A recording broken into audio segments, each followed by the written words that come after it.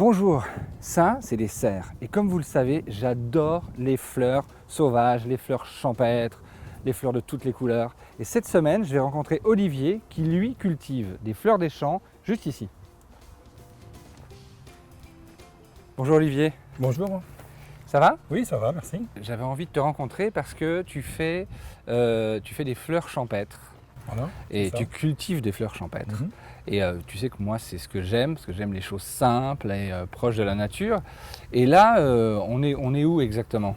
On est à Chaillé-en-Bière, à 50 km de Paris, donc au sud de Paris. Et c'est un terrain d'une dizaine d'hectares avec 8000 mètres de tunnels plastiques où je cultive avec 5 ouvriers, Voilà. des fleurs de saison de la région. Mais toi, tu cultives, c'est-à-dire que ça va de la graine. Ah oui, de la graine, À le semis, la plantation, l'entretien, la cueillette, Ouais. la vente à Rungis. Et après, la vente à Rungis. Voilà. On finit les cultures de printemps et où on va remettre en culture pour l'automne. D'accord.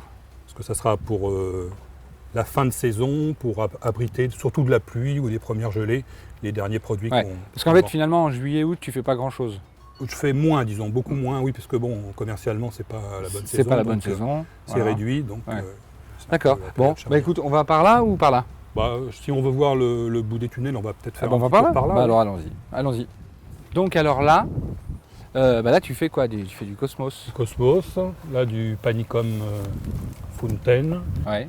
là une graminée qui s'appelle Céter. D'accord. Ce qui est drôle, c'est que... Enfin, ce qui est pas drôle, c'est que là, on reçoit des bouffées de chaleur énormes, là. Hein. C'est sûr que bon, J'ai l'impression il fait d'être du soleil, en pleine ménopause. c'est au moins 40 ou 50 degrés. Oui, c'est ça. Hein. Ouais, ouais. Ouais.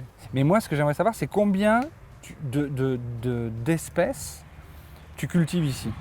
En gros, hein. En tout, je pense au moins 140 sur toute l'année, 140. je pense. oui. D'accord. Mais tu cultives du 1er janvier au 31 décembre ou il y a un moment Ah donné non, où non, tu t'arrêtes? pour floraison, Oui. 10 avril, fin novembre. L'hiver, il doit bien se passer quelque chose quand même. Il ne se passe rien au niveau production et commerce, non, c'est Ouais. juste c'est la préparation de l'année d'après, C'est ça. l'entretien, les semis. Alors là, Olivier, là, on est sur de jeunes plantations. On est devant de jeunes plantations.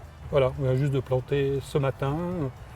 Donc pour une culture pour cet automne au mois de novembre, c'est des petites variétés de D'accord. petites chrysanthèmes là, qui Ouais. s'appellent Santini ou Ouais. des choses comme ça. Parce que là, on est au mois de juillet. Voilà. Et donc là, juillet, tu commences à planter pour le mois de novembre. Ça pour le mois de novembre, oui. D'accord. En floraison en novembre.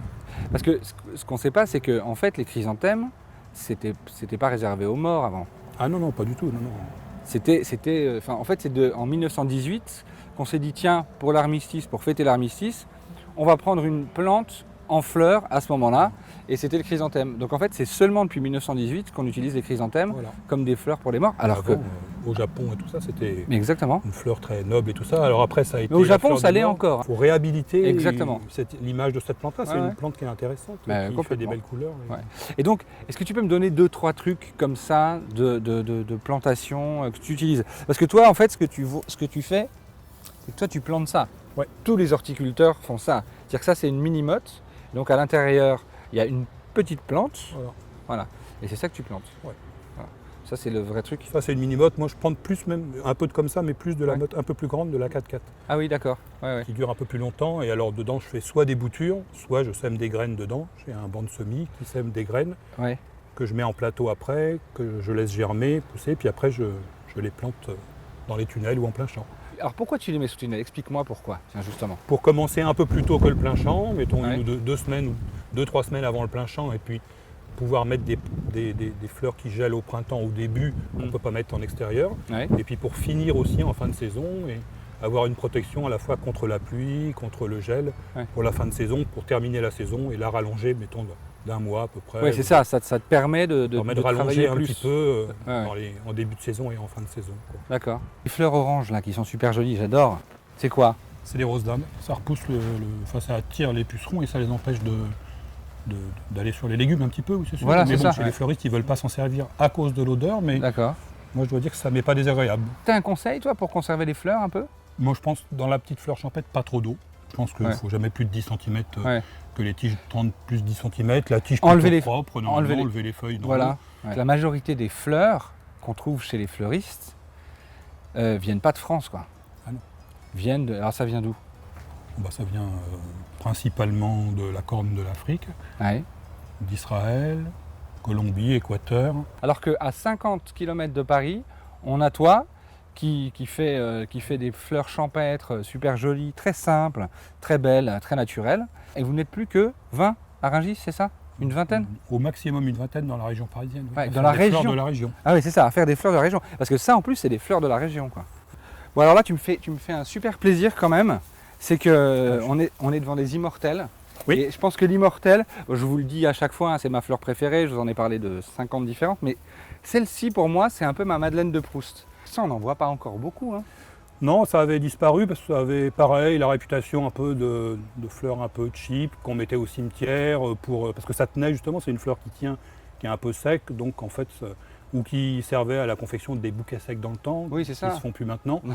Donc en fait ça avait disparu quoi, alors que c'était vraiment un classique Ah dans oui. les années 80, tous les fleuristes en avaient en quantité C'est ça. toute l'année quoi. Ouais. Pas toute Mais je l'année, pense que c'est. en saison quoi. Ouais, mais je pense que c'est là où tu as raison, c'est qu'à force de voir trop de choses, du coup, tu vois, moi je trouve que le rare, c'est un peu le beau aussi, quoi, par moment.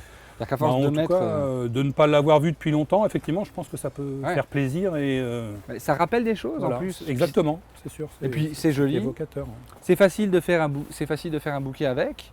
Et puis l'intérêt, c'est que ça sèche, quoi. Voilà. Après, tu fais des bouquets secs sur les tiges en métal. Oui, dans le temps, ça Comme se faisait ça, comme c'est ça. ça. On tigeait, on mettait un petit fil de fer. Un Les petit fleuristes fil de- mettaient un petit fil ouais. de fer pour que la tige soit rigide. Voilà, c'est ça. Et ça, c'était alors le comble du chic. Et là, on peut voir qu'il n'y a pas de traitement. Tu fais non, pas de non. traitement, toi, ici. Ah non. Tu laisses la nature faire. Ah oui. C'est ça. Donc alors là, on est, il y a plein de papillons d'ailleurs, c'est super joli. Là, c'était champ de Voilà. fleurs, quoi. Voilà, les champs de fleurs, c'est la même mode de culture qu'on a vu sous les tunnels, sauf que c'est en extérieur, en planche, avec des... Attends, qu'est-ce que ça veut dire hein, une planche? Là, je suis En sur planche, une planche. oui, c'est une planche, voilà, c'est ça, c'est une bande de terrain d'1 mètre environ, avec les passages de roues du tracteur et où les plantes sont alignées. Olivier, écoute, merci, c'était hyper intéressant. J'étais ravi de te rencontrer. J'ai appris plein de choses. Surtout qu'en plus, là, je pense qu'à force de dire que c'est mes fleurs préférées, là, je crois il y a toutes mes fleurs préférées qui sont ici. Écoute, salut. Je te remercie de ta visite. Ah bah non, Puis, avec c'était plaisir. un plaisir aussi de C'est te gentil. montrer un peu ce que je faisais. Ouais, Voilà. écoute, j'ai appris plein de choses et j'espère que vous aussi. Et quant à nous, on se retrouve la semaine prochaine pour un nouvel épisode de Plantiste.